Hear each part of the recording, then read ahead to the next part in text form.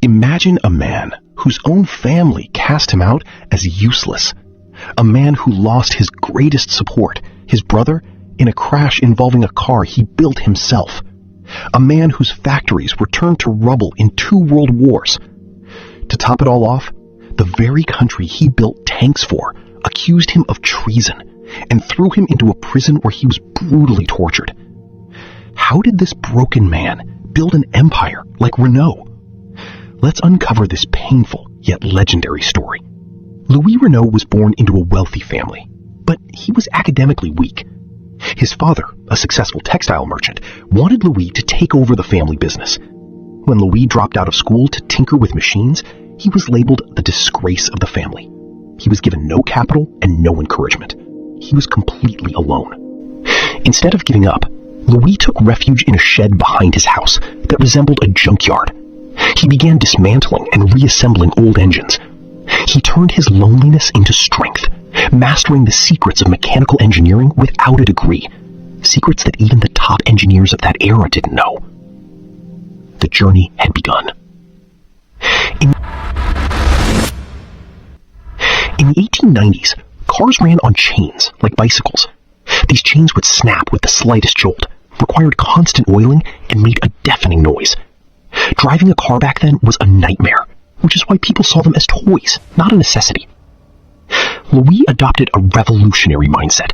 He eliminated the chain and invented the direct drive gearbox.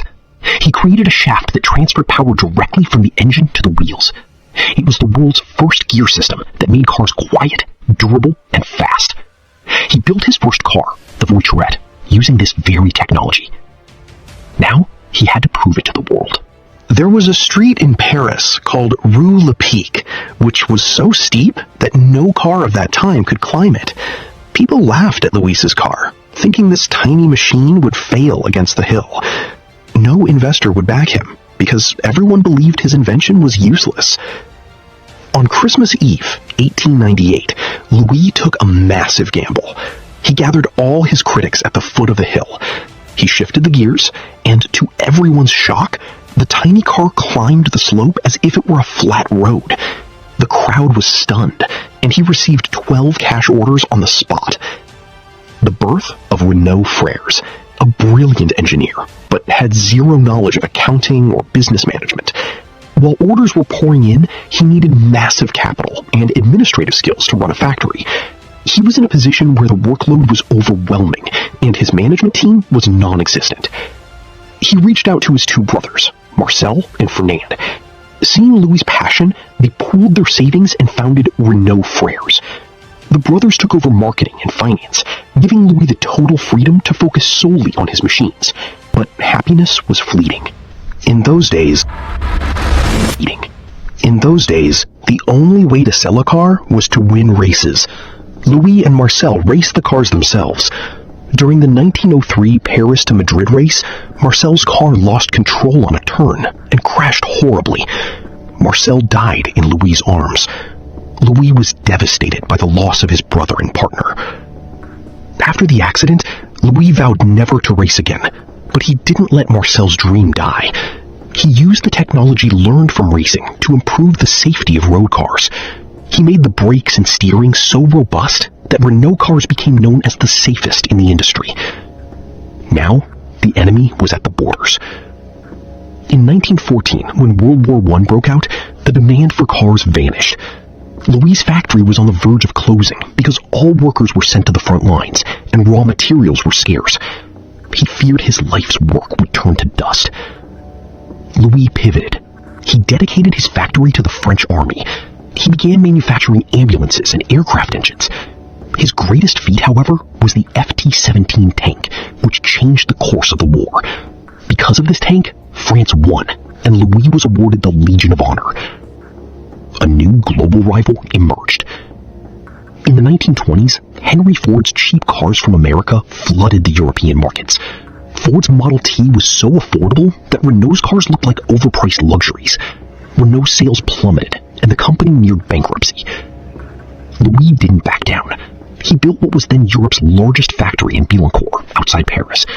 He adopted Ford's assembly line system, but added French elegance to it. He reduced the price so much that a common French citizen could finally afford a Renault. Dark clouds were gathering. In World War II, Nazi Germany occupied Paris. Under Hitler's orders, Nazi officers came to Louis with a threat. Either build tanks for Germany, or we destroy your factories and shoot you. It was the hardest decision of Louis's life. Louis agreed to repair vehicles for the Nazis, only to save his factory and the lives of his thousands of workers. However, he secretly sabotaged the work, slowing it down so much that the Nazis never received the numbers they demanded. He also quietly supported resistance groups. He gained freedom, but at the cost of his reputation. When France was liberated in 1944, a wave of anger led to the arrest of anyone who had even slightly cooperated with the Nazis. Louis Renault, the man who helped France win World War I, was now branded a traitor. He was thrown into prison without a trial and faced the hatred of his own countrymen. In prison, Louis's health deteriorated rapidly. He was tortured and denied medical aid. He endured it all in silence, knowing his intentions were pure. Through his lawyers, he tried to prove from inside his cell that he only complied to ensure the survival of his workers. A tragic twist in the story. On October 24th, 1944, Louis Renault passed away in prison. Even today, rumors persist that he was killed by a blow to the head. At the time of his death, none of his loved ones were by his side, and his assets were seized. A billionaire engineer died in utter misery. The Louis was gone. The French government nationalized his company. The government realized that without Renault, the French economy couldn't stand on its feet. His designs and his name could not be erased. But the question remained, who would lead this orphaned empire? The rise of a new leader. After Louis' death, the company had no heir. Factories were in ruins from bombing, and the morale of the workers was broken. The government took over, but the administration lacked a vision. Enter Pierre Lefaucheux, appointed by the government as the new head of Renault. He gathered Louis' loyal engineers who had secretly worked on a project called the 4CV. Despite government hurdles, Lefaucheux launched this small car. It was so successful, it put France back on wheels. Later leaders formed an alliance with Nissan, turning Renault into a global powerhouse. A step toward the future. In the 21st century, rising fuel prices and environmental concerns threatened traditional cars. Renault once again had to fight for survival, as Tesla and Chinese companies dominated the electric market. By 2026, Renault completely shifted its strategy. They launched their famous Renault 5 and Megane E-Tech as fully electric icons. In 2026, Renault's electric cars are considered the best in the world due to their range, advanced AI software, and affordability. The obsession that began in a small shed has now evolved into the most modern electric technology on roads worldwide. Time for the climax. Louis Renault may not have lived to celebrate his success, but a bet made on a Parisian street has now taken Renault to over 128 countries. His story teaches us that no matter how many times the world knocks you down, if you have an idea, you can change history. The Renault diamond logo still shines today as a symbol of Louis' hard work and the courage of the leaders who followed him. If Louis Renault had sat down in fear of his school failures, the automobile industry might not be what it is today. Which hardship in Louis' life did you find the most shocking?